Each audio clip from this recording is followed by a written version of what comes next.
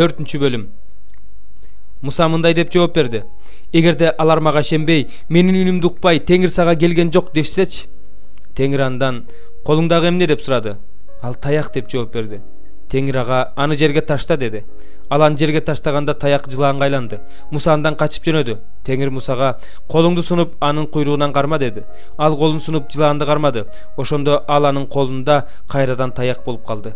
Ошондо Теңир ага: бул жышаан аларга өздөрүнүн ата-бабаларынын Кудайы, Ибрайымдын, Исхактын жана Жакыптын Кудайы сага келгендигине ишениш үчүн көрсөтүлсүн деди. Теңир ага мындай деди: колуңду койнуңа сал. Ал колун койнуна салып, кайра чыгарганда колу пес оорусунан кардай агарып калды.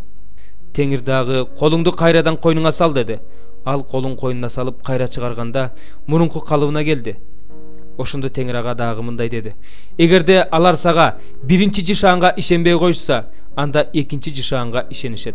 Эгерде алар бул эки жышаанга да ишенбей, сени укпай коюшса, анда дарыядан суу сузуп алып жерге төк. Жерге төгүлгөн суу канга айланат. Ошондо Муса Теңирге: о Теңир, мен мурун эле сөзгө чечен эмес болчумун. Сен өзүңдүн кулуң мени менен сүйлөшүп жаткан учурда да мен ошондой элемин. Мен кыйналып сүйлөйм, мен кекечмин деди. Теңир ага: адамга ооз берген ким? Аны дудук же дүлөй көздүү же сокур кылган ким? Ошенткен Теңир мен эмесминби? Демек баргын. Мен сага айтып турам, эмнени айтышты үйрөтүп турам деди. Муса мындай деди: Теңир мен эмес, башканы жибер. Ошондо Теңир Мусага каарданып мындай деди: Леби уруусундагы Арун деген бир тууганыңчы, мен анын сүйлөй аларын билем. Азыр ал сенин алдыңдан чыгат, сени көргөндө сүйүнүп кетет. Сен ага айтып турасың, эмнени айтышты үйрөтүп турасың. Мен болсо сага да ага да эмне деш керек экениңерди айтып турам, эмне кылышты үйрөтүп турам. Ал сенин ордуңа элге чыгып сүйлөйт, ошондуктан ал сенин оозуң болот. Сен болсо ал үчүн Кудай ордуна болосуң. Бул таякты да колуң ал, аны менен керемет көрсөтөсүң. Муса ал жерден кетти.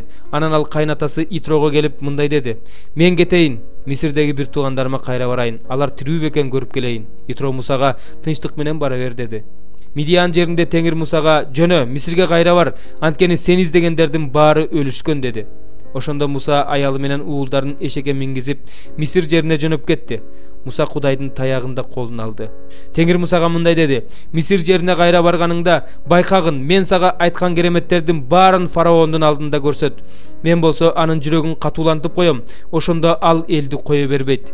Ошондо фараонго мындай деп айт: Теңир мындай дейт: Исраил менин тун уулум. Мен сага айтып жатам, менин уулумду кое бер, ал мага ибадат кылсын. Эгерде кое бербесең, анда мен сенин тун уулуңду өлтүрөм. Жолдо түнөгөн жерде Теңир Мусага жолугуп аны өлтүргүсү келди. Ошондо Сипор таш бычак алып, уулунун сүннөтүн кесип, Мусанын бутунун алдына таштады да: эми сен менин кан күйөөмсүң деди. Ошондо Теңир андан кетти. Сипор ага сүннөткө отургузуу аркылуу сен менин кан күйөөмсүң деди. Анан Теңир Аарунга: чөлгө барып Мусаны тосуп ал деди. Ал жолго чыгып, Кудайдын тоосунун жанынан Мусага жолугуп, аны бетинен өптү. Муса Аарунга өзү жиберген Теңирдин бардык сөздөрүн, ал осуят кылган бардык кереметтер жөнүндө айтып берди. Анан Муса Аарун менен барып, Исраил уулдарынын бардык аксакалдарын чогултту. Аарун аларга Теңирдин Мусага айткан сөздөрүнүн баарын айтып берди. Муса болсо элдин алдында кереметтерди көрсөттү. Ошондо эл ишенди. Алар Теңирдин Исраил уулдарына келгенин, алардын тарткан азабын көргөнүн угушканда тизе бүгүп таазим этишти. 7-бөлүм. Угуп турган элге Иса өзүнүн сөздөрүн айтып бүткөндөн кийин Капернаум шаарына келди. Бир жүзбашынын жакшы көргөн кулу ооруп, өлүм алдында жаткан эле. Жүзбашы Иса жөнүндө укканда, келип кулумду айыктырып берсе экен деген өтүнүч менен жүйүт аксакалдарын Исага жөнөттү. Алар Исага келишип: ал сенин жардамыңа татыктуу киши. Анткени ал биздин элибизди жакшы көрөт. Бизге синагогада курдуруп берген, деп ага чоң өтүнүч менен кайрылышты. Иса алар менен бирге жөнөдү. Ал үйгө жакындап калганда, жүзбашы ага досторун жиберип мындай деп айттырды: Теңир убары болбо, үйүмдүн босогосун аттооңо мен татыксызмын. Ошондуктан сага өзүң барууну да ылайык көрбөдүм. Сен бир гана сөз айтсаң, менин кулум айыгат. Анткени мен да бийлик астындагы адаммын, бирок менин кол астында да аскерлерим бар. Алардын бирине бар десем барат, дагы бирине кел десем келет. Кулума муну кыл десем кылат. Иса муну укканда жүзбашыга таң калды. Анан өзүнүн артынан ээрчип келе жаткан элге бурулуп: силерге айтып коеюн, мен мындай ишенимди Исраил жеринен да тапкан эмесмин деди. Жиберилген кишилер үйгө кайтып келишип, ооруп жаткан кулдун айыгып калганын көрүштү. Анан Иса Найын шаарына барды. Аны шакирттери жана тобел ээрчип жүрдү. Ал шаардын дарбазасына жакын калганда бир жесир аялдын жалгыз баласынын сөөгүн көтөрүп чыгышты. Аялдын жанында бир топ киши бар эле. Теңир аялды көргөндө аны аяп, "Ыйлаба" деди да, табытка жакын келип колун тийгизди. Көтөрүп бара жаткандар токтоп калышты. Ошондо Иса, "Жигит, сага айтып жатам, ордуңан тур" деди. Өлүгөйдө болуп отурду да сүйлөй баштады. Иса аны энесинин колуна тапшырды. Бардыгынын үрөйү учуп, арабыздан улуу пайгамбар чыкты. Кудай өз элине келди деп Кудайды даңташты. Ал жөнүндөгү мындай көз караш бүткүл Жүйүт аймагына жана анын тегерек четине тарап кетти. Бул окуялар тууралуу Жакан өзүнүн шакирттеринен кабардар болду. Ошондо ал эки шакиртин чакырып алып, "Келе турган сенсиңби? Же башканы күчүбүз керекпи?" деп суратыш үчүн Исага жиберди. Алар Исага келишип, "Бизди чөмүлдүрүүчү Жакан жиберди. Ал сенден келе турган сенсиңби? Же башканы күчүбүз керекпи?" деп сурап жатат дешти. Ал учурда Иса көптөрдү оору кеселдеринен айыктырып, жиндерден бошотуп, көптөгөн сокурлардын көзүн ачкан эле. Иса Жакандын шакирттерине, "Укканыңар менен көргөнүңөрдү Жаканга айтып баргыла. Сокурлар көрүп, майыптар басып, пес оорулар айыгып, дүлөйлөр угуп, өлгөндөр тирилип жатышат. Жакырларга жакшы кабар таратылып жатат. Менин ким экендигимден шектенбеген адам бактылуу" деди. Жакан жиберилген адамдар кетишкенден кийин Иса элге Жакан жөнүндө айта баштады. "Ээн талаага эмне көргөнү бардыңар эле? Желге ыргалган камыштыбы? Силердеги эмнени көргөнү бардыңар эле? Кымбат баалуу кийим кийген адамдыбы? Кымбат баалуу кийим кийип, шаан шөөгөттүү жашагандар падыша сарайларында болушат да. Силердеги эмнени көргөнү бардыңар эле? Пайгамбардыбы? Силерге айтып коеюн, ал пайгамбардан да чоң. Ыйык жазуудагы "Мен сенден мурун өзүмдүн периштемди жиберип жатам. Ал сага жол даярдайт" деген сөз ошол жөнүндө жазылган. Силерге айтып коеюн, аял затынан төрөлгөндөрдүн ичинен чөмүлдүрүүчү Жакандан чоң бир да пайгамбар жок. Бирок Кудайдын падышачылыгындагылардын эң кичинеси андан чоң. Ошондо аны угуп турган бүт эл жана салык жыйноочулар Жакандын чөмүлдүрүүсү менен сууга чөмүлдүрүлүп, Кудайды даңкташты. Ал эми фарисейлер менен мыйзам окутуучулар сууга чөмүлдүрүлүшпөй, өздөрүнө карата Кудайдын эркин четке кагышты. Ошондо Иса мындай деди: "Бул муундун адамдарын кимге салыштырсам экен, алар кимге окшош? Алар көчөдө отуруп алып, бири-бирине: 'Биз силерге чоор тартып бердик, бирок силер бийлеген жоксуңар. Биз силерге муңдуу ырлар дырдап бердик, бирок силер ыйлаган жоксуңар' деп кыйкырган балдарга окшош. Анткени чөмүлдүрүүчү Жакан келди.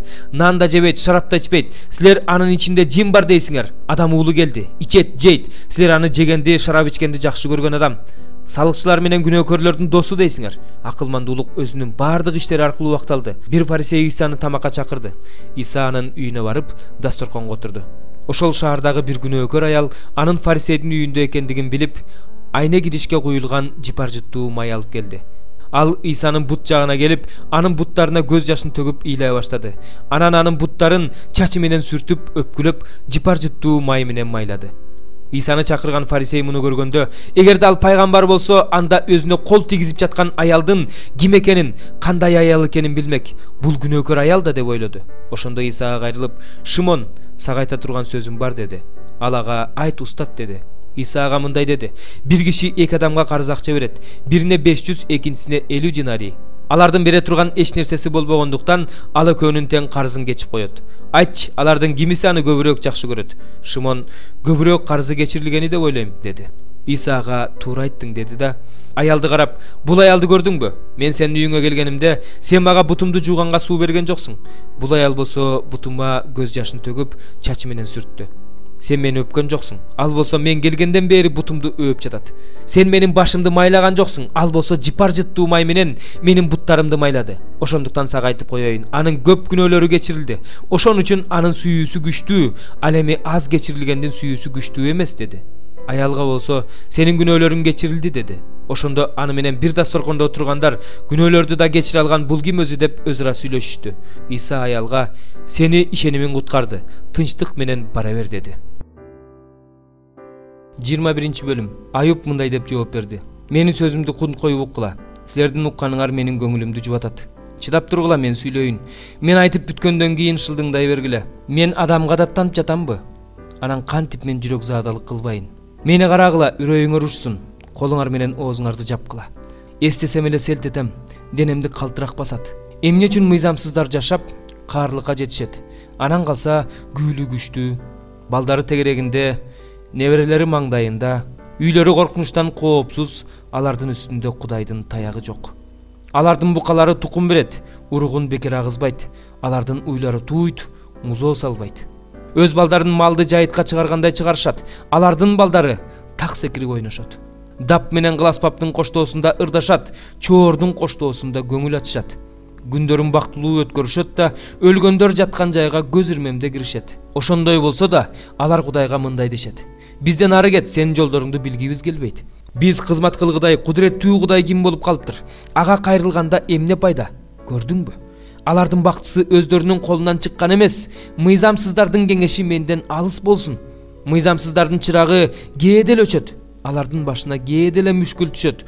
Кудай өзүнүн каары менен аларды кээде эле кайгыга салат. Алар шамал алдындагы самандай, куюн учурган жука кабыктай болушу керек. Кудай алардын ордуна балдарын жазалайт дейсиң. Ал өз күнөөсүн билиши үчүн Кудай анын өзүн жазаласын. Ал өз жазасын өзү тартсын. Кудуреттүү Кудайдын каарын ал өзү ичсин. Анткени анын көзү өткөндөн кийин үй бүлөсүнө кандай тиешеси бар? Кудай асмандагыларды да жазага тартып жатса, ким ага акыл үйрөтө алат?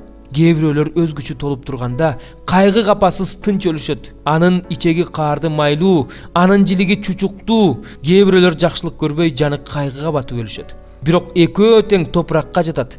Аларды курт каптайт. Мага каршы ойлоп тапкан оюңар менен амалыңарды билем. Төрөнүн үйү кайда, мыйзамсыздар жашаган чатыр кайда дейсиңер. Силер саякатчы адамдардан сураган жок белеңер. Алардын байкоолору менен тааныш эмессиңерби?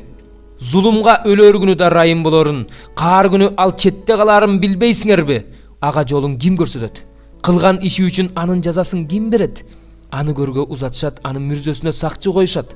Ага өрөөндүн кесек таштары да жакшы көрүнөт. Анын артында толгон эл баратат, алдында бараткандарга сан жетпейт. Мени курулай сөздөр менен соороткуңар барбы? Силердин жообуңар жалаң калп болуп жатат. 8 бөлүм. Буркандарга багышталган тамак аш жөнүндө баарыбыз эле билебиз. Анткени баарыбызда эле билим бар. Бирок билим адамды текебер кылат. Ал эми сүйүү адамдын акылына акыл кошот. Бир нерсе билем деп ойлогон адам эмнени билүү керек экендигин али биле элек. Бирок Кудай өзүн сүйгөн адамга билим берген. Буркандарга багышталган тамак ашты жегенге болор болбосу жөнүндө сөз кыла турган болсок, биз Буркандын бул дүйнөдө эч нерсеге арзыбаган нерсе экенин, жалгыз Кудайдан башка Кудай жок экендигин билебиз.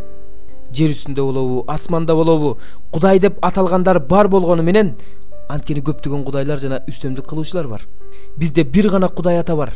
Баарын ал жараткан, биз да ал үчүн жаратылганбыз. Ошондой эле бир гана Теңир Иса Машаяк бар. Баары ал аркылуу жаратылган, биз да ал аркылуу жаратылганбыз.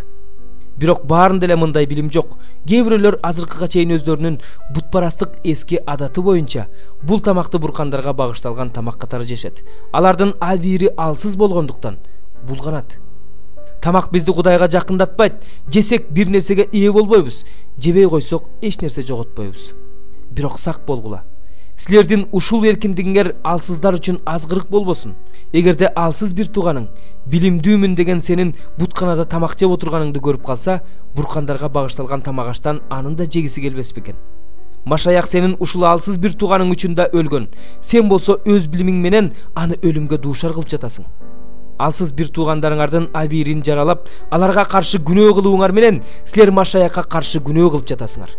Эгерде мен жеп жаткан тамак бир тууганымдын азгырылышына түрткү болсо, бир тууганым азгырылбашы үчүн мен этти эч качан оозума албайм.